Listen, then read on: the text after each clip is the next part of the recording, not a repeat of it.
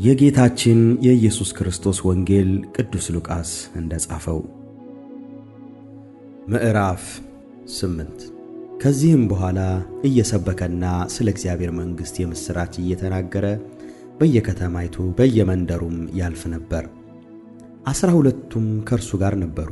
ከክፉዎች መናፍስትና ከደዌም ተፈውሰው የነበሩ አንዳንድ ሴቶች፣ እነርሱም 7 አጋንንት የወጣላት መግደላዊት የምትባል ማርያም፣ የሄሮድስ አዛዥ የኩዛ ሚስት ዮሐናም፣ ሶስናም ብዙዎች ሌሎችም ሆነው በገንዘባቸው ያገለግሉት ነበር። ብዙ ሕዝብም በተሰበሰቡ ጊዜ ከከተማዎቹ ሁሉ ወደ እርሱ በመጡ ጊዜ በምሳሌ እንዲህ ሲል ተናገራቸው።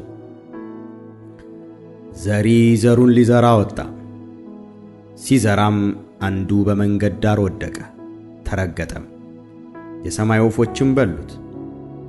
ሌላውም በዓለት ላይ ወደቀ። በበቀለም ጊዜ እርጥበት ስላልነበረው ደረቀ። ሌላውም በእሾህ መካከል ወደቀ። እሾህም አብሮ በቀለና አነቀው። ሌላውም በመልካም መሬት ላይ ወደቀ። በበቀለም ጊዜ 100 እጥፍ አፈራ። ይህንም በተናገረ ጊዜ የሚሰማ ጆሮ ያለው ይስማ ብሎ ጮኸ። ደቀ መዛሙርቱም ይህ ምሳሌ ምንድን ነው ብለው ጠየቁት። እርሱም እንዲህ አለ። ለእናንተ የእግዚአብሔርን መንግሥት ምስጢር ማወቅ ተሰጥቷችኋል።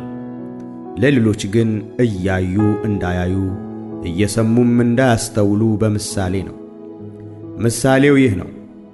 ዘሩ የእግዚአብሔር ቃል ነው። በመንገድ ዳር ያሉ የሚሰሙ ናቸው። ከዚህ በኋላም ዲያብሎስ ይመጣል፣ አምነው እንዳይድኑ ቃሉን ከልባቸው ይወስዳል። በዓለት ላይ ያሉት ሲሰሙ ቃሉን በደስታ የሚቀበሉ ናቸው። እነርሱም ለጊዜው ብቻ ያምናሉ እንጂ በፈተና ጊዜ የሚክዱ ሥር የሌላቸው ናቸው። በእሾህ መካከልም የወደቀ እነዚህ የሚሰሙት ናቸው። መንገዳቸውንም ሄደው በሕይወት ዘመን በሐሳብና በባለጠግነት ምቾት ይታነቃሉ፣ ሙሉ ፍሬም አያፈሩም። በመልካም መሬት ላይም የወደቀ እነርሱ በመልካምና በበጎ ልብ ቃሉን ሰምተው የሚጠብቁ በመጽናትም ፍሬ የሚያፈሩ ናቸው። መብራትንም አብርቶ በዕቃ የሚከድነው ወይም ካልጋ በታች የሚያኖረው የለም። የሚገቡት ሰዎች ብርሃኑን እንዲያዩ በመቅረዝ ላይ ያኖረዋል እንጂ የማይገለጥ የተሰወረ የለምና፣ የማይታወቅም ወደ ግልጥም የማይመጣ የተሸሸገ የለም። እንግዲህ እንዴት እንድትሰሙ ተጠበቁ። ላለው ሁሉ ይሰጠዋልና፣ ከሌለውም ሁሉ ያው ያለው የሚመስለው እንኳ ይወሰድበታል። እናቱና ወንድሞቹም ወደ እርሱ መጡ። ከሕዝቡም ብዛት የተነሣ ሊያገኙት አልተቻላቸውም። እናትና ወንድሞችህ ሊያዩህ ወደው በውጭ ቆመዋል ብለው ነገሩት። እርሱም መልሶ እናቴና ወንድሞቼስ እግዚአብሔርን ቃል ሰምተው የሚያደርጉት እነዚህ ናቸው አላቸው። ከዕለታቱም በአንዱ እርሱ ከደቀ መዛሙርቱ ጋር ወደ ታንኳ ገብቶ ወደ ባሕር ማዶ እንሻገር አላቸው። ተነሱም፣ ሲሄዱም አንቀላፋ። አውሎ ነፋስም በባሕር ላይ ወረደ። ውሃም ታንኳይቱን ይሞላት ነበርና ይጨነቁ ነበር። ቀርበውም አቤቱ አቤቱ ጠፋን እያሉ አስነሱት። እርሱም ነቅቶ ነፋሱንና የውሃውን ማዕበል ገሠጻቸው። ተው፣ ጸጥታም ሆነ። እርሱም እምነታችሁ የት ነው አላቸው። ፈርተውም ተደነቁ። እርስ በርሳቸውም እንዲህ ነፋሳትንና ውሃን እንኳ የሚያዝ ለእርሱ የሚታዘዙለት ይህ ማን ነው አሉ። ከገሊላም አንጻር ወዳለችው ወደ ጌርጌሴኖ አገር በታንኳ ደረሱ። ወደ ምድርም በወጣ ጊዜ አጋንንት ያደሩበት አንድ ሰው ከከተማ ወጥቶ ተገናኘው። ከብዙ ዘመን ጀምሮ ልብስ ሳይለብስ በመቃብር እንጂ በቤት አይኖርም ነበር። ኢየሱስንም ባየ ጊዜ ጮኾ በፊቱ ተደፋ። በታላቅም ድምፅ የልዑል እግዚአብሔር ልጅ ኢየሱስ ሆይ ካንተ ጋር ምን አለኝ? እንዳታሰቃየኝ እለምንሃለሁ አለ። ርኩሱንም መንፈስ ከሰውየው እንዲወጣ ያዘው ነበርና። ብዙ ዘመንም ይዞት ነበርና በሰንሰለትና በእግር ብረት ታስሮ ይጠበቅ ነበር። እስራቱንም ሰብሮ በጋኔኑ ወደ ምድረ በዳ ይነዳ ነበር።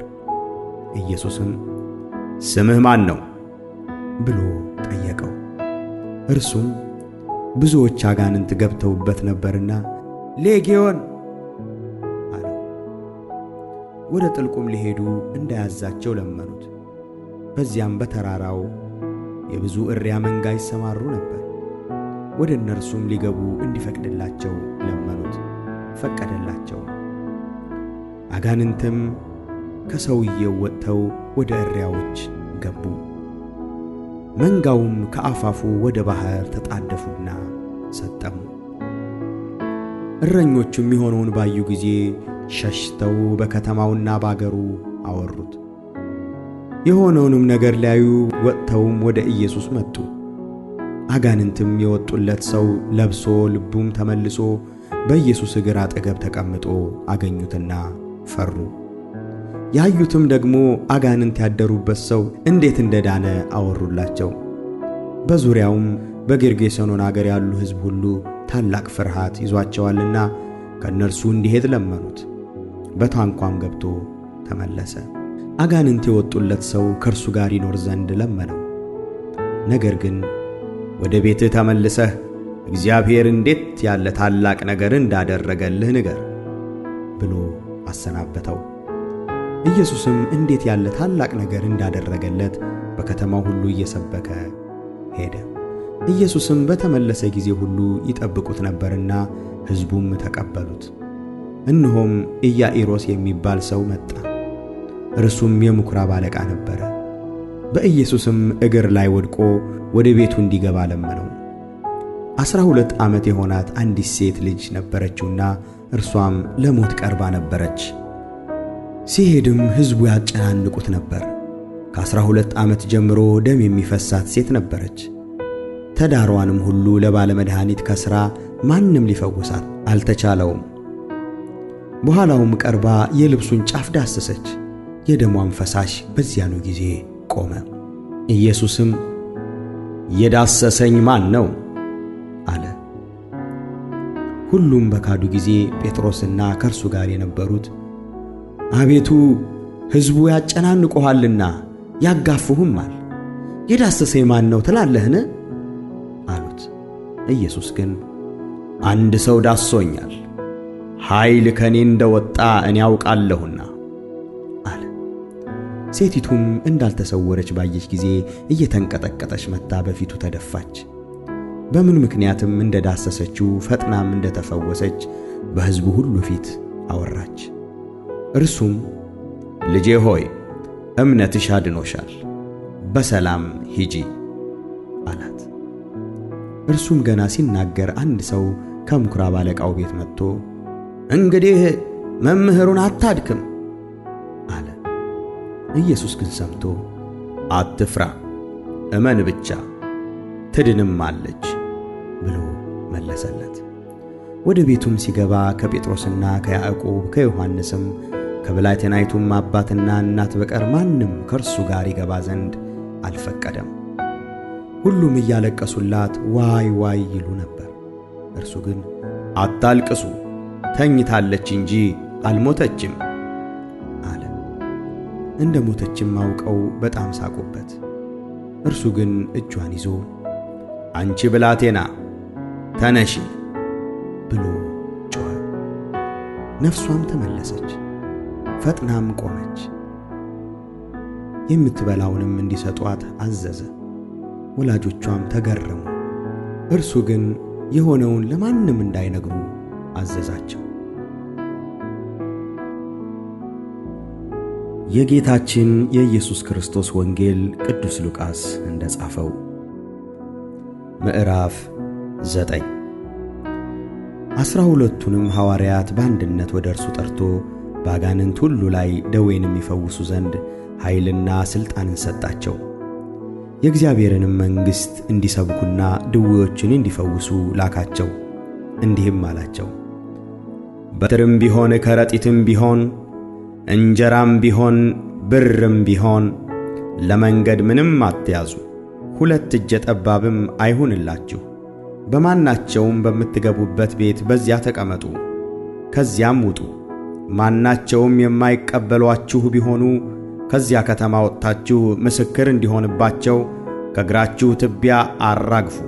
ወጥተውም ወንጌልን እየሰበኩና በየስፍራው ሁሉ እየፈወሱ በየመንደሩ ያልፉ ነበር። የ4ኛው ክፍል ገዢ ሄሮድስ የተደረገውን ነገር ሁሉ ሰምቶ አንዳንድ ሰዎች ዮሐንስ ከሙታን ተነሣ፣ ሌሎችም ኤልያስ ተገለጠ፣ ሌሎችም ከቀደሙት ነቢያት አንዱ ተነስቷል ይሉ ስለነበረ አመነታ። ሄሮድስም ዮሐንስን እኔ ራሴ አስቆረጥኩት፣ ይህ እንዲህ ያለ ነገር የምሰማበት ማን ነው አለ። ሊያየውም ይሻ ነበር። ሐዋርያትም ተመልሰው ያደረጉትን ሁሉ ነገሩት። ከእርሱም ጋር ወስዷቸው ቤተሳይዳ ከምትባል ከተማ አጠገብ ወደ ምድረ በዳ ለብቻው ፈቀቅ አለ። ሕዝቡም አውቀው ተከተሉት። ተቀብሏቸውም ስለ እግዚአብሔር መንግሥት ይነግራቸው ነበር። መፈወስ ያስፈልጋቸውን ፈወሳቸው። ቀኑም ይመሽ ጀመር። 12ቱም ቀርበው በዚህ በምድረ በዳ ነንና በዙሪያችን ወዳሉ መንደሮችና ገጠሮች ሄደው እንዲያድሩና ምግብ እንዲያገኙ ሕዝቡን አሰናብት አሉት። እርሱ ግን እናንተ የሚበሉትን ስጧቸው አላቸው። እነርሱም ሄደን ለዚህ ሁሉ ሕዝብ ምግብ ካልገዛን ከ5 እንጀራና ከ2 ዓሣ የሚበልጥ የለንም አሉት። 5,000 ሰዎች ያህሉ ነበርና። ለደቀ መዛሙርቱ በየክፍሉ 50 አስቀምጧቸው አላቸው። እንዲሁም አደረጉ። ሁሉንም አስቀመጧቸው። 5ቱንም እንጀራ 2ቱንም ዓሣ ይዞ ወደ ሰማይ አሻቅቦ አየና ባረካቸው። ቆርሶም ለሕዝቡ እንዲያቀርቡ ለደቀ መዛሙርቱ ሰጠ። ሁሉም በልተው ጠገቡ። ከእነርሱም የተረፈውን ቁርስራሽ 12 መሶብ ወሰዱ። ለብቻውም ሲጸልይ ደቀ መዛሙርቱ ከእርሱ ጋር ነበሩና ሕዝቡ እኔ ማን እንደሆንሁ ይላል ብሎ ጠየቃቸው። እነርሱም መልሰው መጥምቁ ዮሐንስ፣ ሌሎችም ኤልያስ፣ ሌሎችም ከቀደሙት ነቢያት አንዱ ተነስቷል ይላሉ አሉት። እናንተስ እኔ ማን እንደሆንሁ ትላላችሁ አላቸው። ጴጥሮስም መልሶ ከእግዚአብሔር የተቀባህ ነህ አለ። እርሱ ግን የሰው ልጅ ብዙ መከራ ሊቀበል በሽማግሌዎችና በካህናት አለቆችም በጻፎችም ሊጣል ሊገደልም በሦስተኛውም ቀን ሊነሣ ይገባዋል ብሎ ለማንም ይህንን እንዳይናገሩ አስጠንቅቆ አዘዛቸው። ለሁሉም እንዲህ አላቸው፣ በኋላዬ ሊመጣ የሚወድ ቢኖር ራሱን ይካድ፣ መስቀሉንም ዕለት ዕለት ተሸክሞ ይከተለኝ። ነፍሱን ሊያድን የሚወድ ሁሉ ያጠፋታልና፣ ስለ እኔ ነፍሱን የሚያጠፋ ሁሉ ግን እርሱ ያድናታል። ሰው ዓለሙን ሁሉ አትርፎ ራሱን ቢያጠፋ ወይም ቢያጎድል ምን ይጠቅመዋል? በእኔና በቃሌ የሚያፍር ሁሉ የሰው ልጅ በክብሩ በአባቱና በቅዱሳኑ መላእክቱ ክብርም ሲመጣ በእርሱ ያፍርበታል። እውነት እላችኋለሁ፣ በዚህ ከሚቆሙት ሰዎች የእግዚአብሔርን መንግሥት እስኪያዩ ድረስ ሞትን የማይቀምሱ አንዳንድ አሉ። ከዚህም ቃል በኋላ 8 ቀን ያህል ቆይቶ ጴጥሮስንና ዮሐንስን ያዕቆብንም ይዞ ሊጸልይ ወደ ተራራ ወጣ። ሲጸልይም የፊቱ መልክ ተለወጠ፣ ልብሱም ተብለጭልጮ ነጭ ሆነ። እነሆም 2 ሰዎች እነርሱም ሙሴና ኤልያስ ከእርሱ ጋር ይነጋገሩ ነበር። በክብርም ታይተው በኢየሩሳሌም ሊፈጸም ስላለው ስለ መውጣቱ ይናገሩ ነበር። ነገር ግን ጴጥሮስና ከእርሱ ጋር የነበሩት እንቅልፍ ከበደባቸው። ነቅተው ግን ክብሩንና ከእርሱ ጋር ቆመው የነበሩትን 2 ሰዎች አዩ። ከእርሱም ሲለዩ ጴጥሮስ ኢየሱስን አቤቱ በዚህ መሆን ለእኛ መልካም ነውና አንድ ላንተ፣ አንድም ለሙሴ፣ አንድም ለኤልያስ 3 ዳሶችን እንሥራ አለው። የሚለውን አያውቅም ነበር። ይህንም ሲናገር ደመና መጣና ጋረዳቸው። ወደ ደመናውም ሲገቡ ሳለ ፈሩ። ከደመናውም የመረጥሁት ልጄ ይህ ነው፣ እርሱን ስሙት የሚል ድምፅ መጣ። ድምፁም ከመጣ በኋላ ኢየሱስ ብቻውን ሆኖ ተገኘ። እነርሱም ዝም አሉ። ካዩትም ነገር በዚያ ወራት ምንም ለማንም አላወሩም። በነገውም ከተራራ ሲወርዱ ብዙ ሕዝብ ተገናኙት። እነሆም ከሕዝቡ አንድ ሰው እንዲህ እያለ ጮኸ፣ መምህር ሆይ ለእኔ አንድ ልጅ ነውና ልጄን እንድታይልኝ እለምንሃለሁ። እነሆ ጋኔን ይይዘዋል፣ ድንገትም ይጮኻል፣ አረፋም ያስደፍቀዋል፣ ያንፈራግጠዋል፣ እያንቀጠቀጠም በጭንቅ ይለቀዋል። ደቀ መዛሙርትህንም እንዲያወጡት ለመንሁ፣ አልቻሉምም። ኢየሱስም መልሶ እናንተ የማታምን ጠማማ ትውልድ፣ እስከ መቼ ከእናንተ ጋር እኖራለሁ? እስከ መቼስ እታገሣችኋለሁ? ልጅህን ወደዚህ አምጣው አለ። ሲቀርብም ጋኔኑ ጣለውና አንፈራገጠው። ኢየሱስ ግን ርኩሱን መንፈስ ገሥጾ ብላቴናውን ፈወሰው፣ ለአባቱም መለሰው። ሁሉም ከእግዚአብሔር ታላቅነት የተነሣ ተገረሙ። ሁሉም ኢየሱስ ባደረገው ሁሉ ሲደነቁ ለደቀ መዛሙርቱ የሰው ልጅ በሰው እጅ ይሰጥ ዘንድ አለውና እናንተ ይህንን ቃል በጆሮአችሁ አኑሩ አለ። እነርሱ ግን ይህንን ነገር አላስተዋሉም፣ እንዳይገባቸው ተሰውሮባቸው ነበር። ስለዚህ ነገርም እንዳይጠይቁት ፈሩ። ከእነርሱ ማን እንዲበልጥ ክርክር ተነሳባቸው። ኢየሱስም የልባቸውን ሐሳብ አውቆ ሕፃንን ያዘ፣ ባጠገቡም አቁሞ ማንም ይህን ሕፃን በስሜ የሚቀበል እኔን ይቀበላል፣ የሚቀበለኝም ሁሉ የላከኝን ይቀበላል። ከሁላችሁ የሚያንስ እርሱ ታላቅ ነውና አላቸው። ዮሐንስም መልሶ አቤቱ አንድ ሰው በስምህ አጋንንት ሲያወጣ አየነው፣ ከእኛ ጋርም ስለማይከተል ከለከልነው አለው። ኢየሱስ ግን የማይቃወማችሁ ከእናንተ ጋር ነውና አትከልክሉት አለው።